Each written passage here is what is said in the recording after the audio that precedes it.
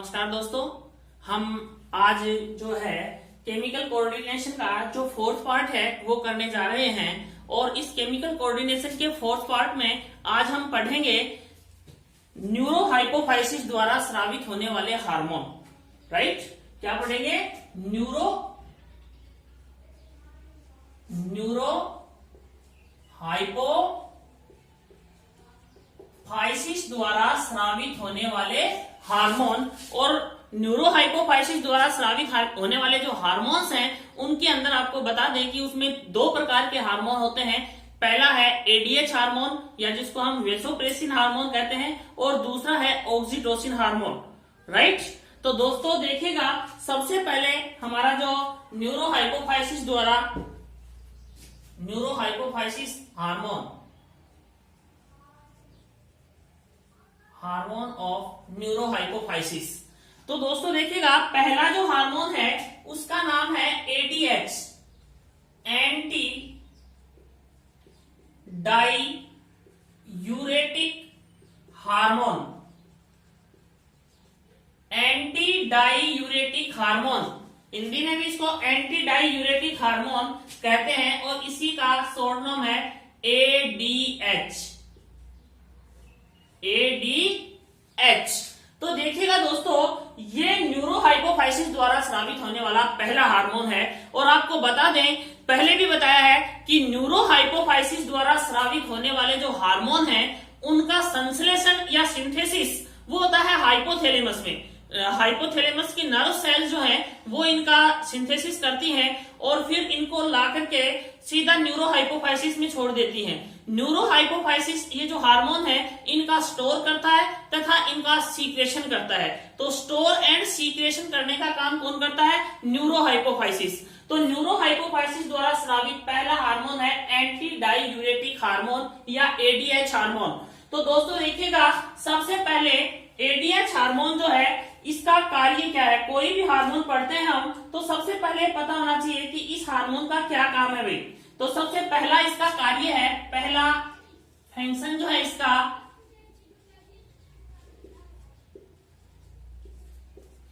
वो है, देखिएगा, हमारी किडनी के अंदर नेफ्रॉन्स पाए जाते हैं और ये जो नेफ्रॉन्स हैं इस प्रकार की स्ट्रक्चर होती है।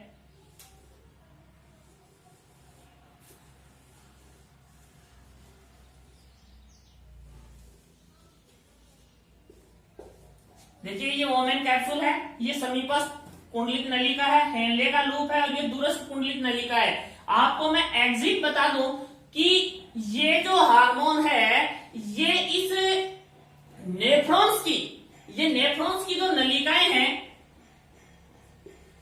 पीटीसी और डीटीसी, डीसीटी, दूरस्थ कुंडलिक नलिका के अंदर जल के पुनः अवशोषण को बढ़ाता है।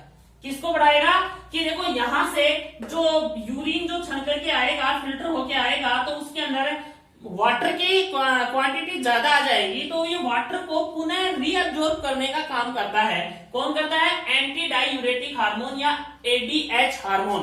कौन सा हार्मोन? ADH hormone. इस कारण इसे मूत्र विरोधी हार्मोन भी कहा जाता है। एंटी डाईयूरेटिक हार्मोन को दूसरा क्या नाम है? मूत्र विरोधी हार्मोन। क्या नाम है इसका दूसरा? मूत्र विरोधी हार्मोन। क्या नाम है इसका? मूत्र विरोधी हार्मोन। और काम क्या है?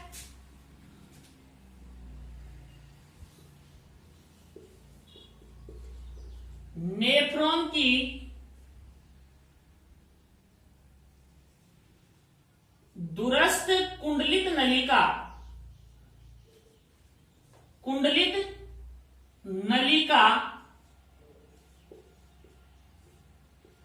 में जल के पुनः अवशोषण को बढ़ाता है। पुनः अवशोषण को बढ़ाता है या रीएब्जॉर्प्शन को बढ़ाता है। किसको बढ़ाएगा? रीएब्जॉर्प्शन। शॉर्ट में यदि मैं लिखूं तो absorption of water in nephron. Nephron के अंदर जल के पुनः अवशोषण को बढ़ाता है, जिस कारण इसे मूत्र विरोधी हार्मोन भी कहा जाता है। इस हार्मोन की कमी के कारण देखिएगा, इस हार्मोन की यदि कमी हो जाएगी तो दोस्तों आप लोग बताइएगा क्या हो जाएगा। इसकी यदि कमी हो गई, हार्मोन की यदि कमी हो गई तो क्या होगा। इस हार्मोन की यदि कमी हो जाएगी तो ये जो दूरस्थ कुंडलित नलिका है, ये जो दूरस्थ कुंडलित नलिका है, इस नलिका के अंदर वाटर का रीएब्जॉर्प्शन नहीं होगा, और वाटर का रीएब्जॉर्प्शन नहीं होगा तो हमारा जो मूत्र है वो ज्यादा तरल हो जाएगा। ज्यादा तरल हो जाएगा तो बार बार मूत्र की समस्या रहेगी, मतलब पानी की मात्रा मूत्र में क्या हो जाएगी, ज्यादा हो जाएगी, और इस कंडीशन को मूत्र लेता कहा जाता है। देखिएगा, मूत्र पतला तथा रुधिर, मूत्र पतला तथा रुधिर गाढ़ा हो जाता है। रुधिर गाढ़ा हो जाता है। रुधिर क्या हो जाएगा, अधिक गाढ़ा हो जाएगा। इस कारण से व्यक्ति बार बार, इस कारण से व्यक्ति को बार बार मूत्र आएगा, बार बार मूत्र आएगा।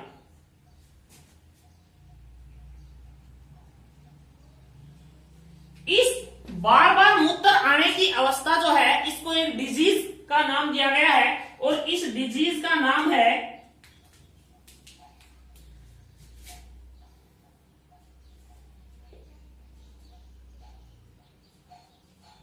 डायबिटीज इंसिपिड्स। इंसिपिड्स क्या नाम है इस डिजीज का, डायबिटीज इंसिपिड नामक रोग हो जाएगा। कौन सा रोग हो जाएगा, डायबिटीज इंसिपिड नामक रोग हो जाएगा। और ये जो मूत्र पतला तथा रुधिर गाढ़ा हो जाएगा, इस कंडीशन को हम कहेंगे डाययूरेसिस।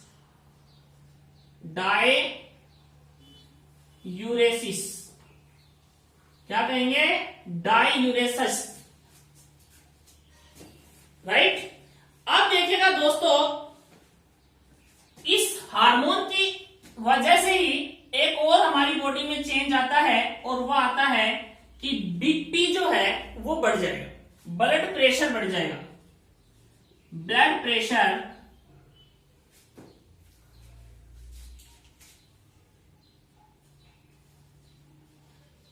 Increase,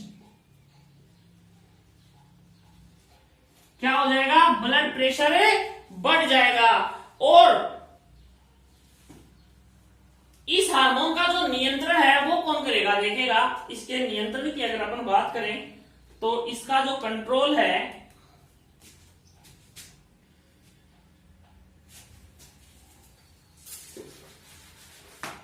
control of this hormone,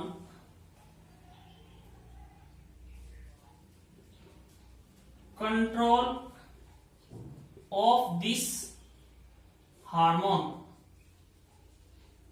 कौन करेगा, हाइपोथैलेमस में स्थित,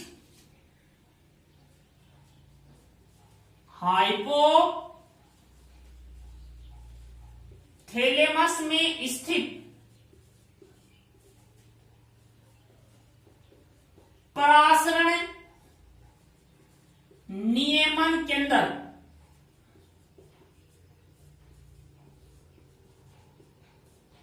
द्वारा इस हार्मोन का कंट्रोल किया जाता है। देखिएगा दोस्तों, एंटी डाययूरेटिक हार्मोन, इसको हम एडीएच हार्मोन भी कहते हैं, इसको मूत्र विरोधी हार्मोन भी कहा जाता है। और ये इसका फंक्शन क्या है, इसका फंक्शन है कि ये वाटर के रीएब्जॉर्प्शन का काम करता है नेफ्रॉन्स के अंदर। इसके बाद अगर इस हार्मोन की कमी यदि हो गई तो हमें पता है कि वाटर का रीअब्जॉर्प्शन करता है, तो वो रीअब्जॉर्प्शन नहीं करेगा। रीअब्जॉर्प्शन अगर नहीं करेगा तो मूत्र हमारा क्या हो जाएगा, पतला हो जाएगा, और रुधिर क्या हो जाएगा, गाढ़ा हो जाएगा, और इस कंडीशन को कहेंगे डाईयूरेसिस। और इस डाईयूरेसिस के कारण या मूत्र पतले होने के कारण क्या होगा कि व्यक्ति को बार बार मूत्र आएगा और बार बार मूत्र की प्रॉब्लम होगी, और इस कारण से इसकी जो डिजीज है उसका नाम है डायबिटीज इंसिपिड्स। क्या नाम है, डायबिटीज इंसिपिड्स। और देखिएगा दोस्तों, इस हार्मोन की वजह से ही ब्लड प्रेशर जो है वो इंक्रीज हो जाता है, ठीक है। और इसका कंट्रोल जो है वो है hormone, control of this hormone hypothalamus में स्थित प्रासरण नियमन केंद्र द्वारा इसका कंट्रोल किया जाता है। इसके बाद देखिएगा दोस्तों, हमारा दूसरा हार्मोन है ऑक्सीटोसिन। हमारा दूसरा हार्मोन है ऑक्सीटोसिन।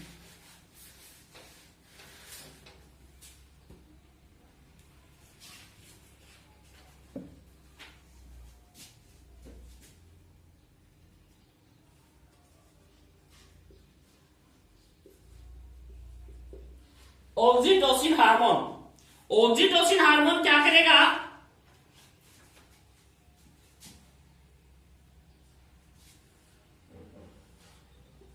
इसी हार्मोन का दूसरा नाम एक और है पीटोसिन हार्मोन। पीटोसिन हार्मोन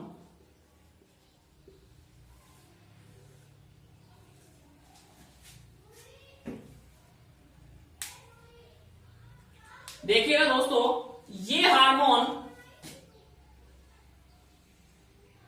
इसका कार्य क्या है, फंक्शन क्या है।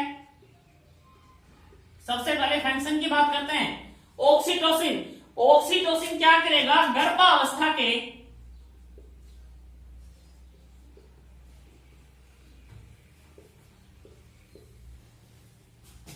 अंत में या अंतिम समय में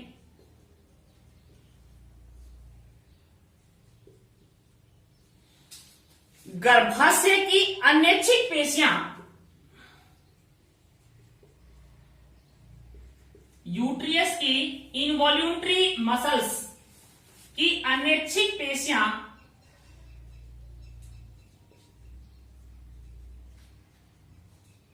अनैच्छिक पेशियों में संकुचन करता है। क्या करता है, संकुचन करता है। इस हार्मोन की वजह से क्या होता है कि ये गर्भाशय के अंतिम समय में गर्भावस्था के अंतिम समय में गर्भाशय की अनैच्छिक पेशियों में संकुचन करता है, जिसके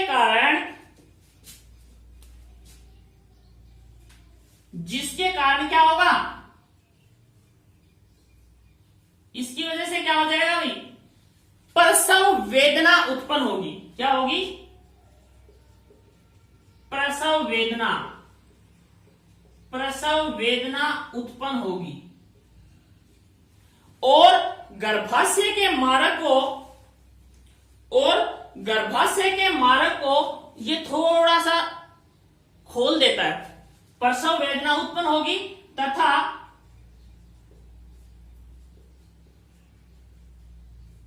प्रसव में मदद करता है।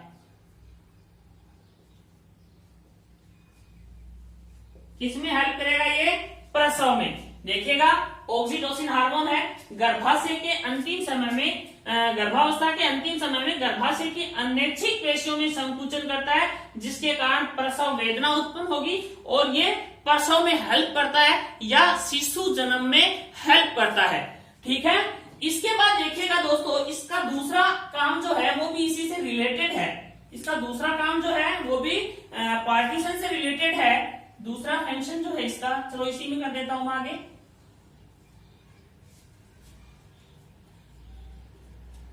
प्रसव के बाद क्या करेगा, गर्भाशय की अनैच्छिक पेशियों को में जो शिथिलन करता है और गर्भाशय को अपनी पूर्व अवस्था में लाने की पूर्व अवस्था में लाने का कार्य करता है। प्रसव के बाद गर्भाशय को अपनी पूर्व अवस्था में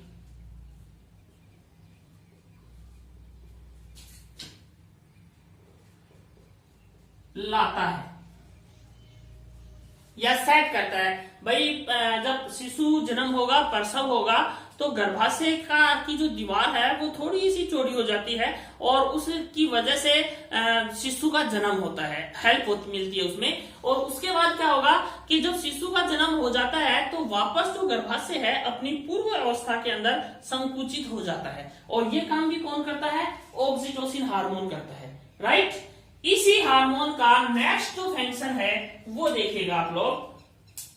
इसका जो पहला फंक्शन, ये दूसरा फंक्शन, और इसका तीसरा फंक्शन जो है वो देखिएगा आप लोग। तीसरा फंक्शन है कि ये प्रसव के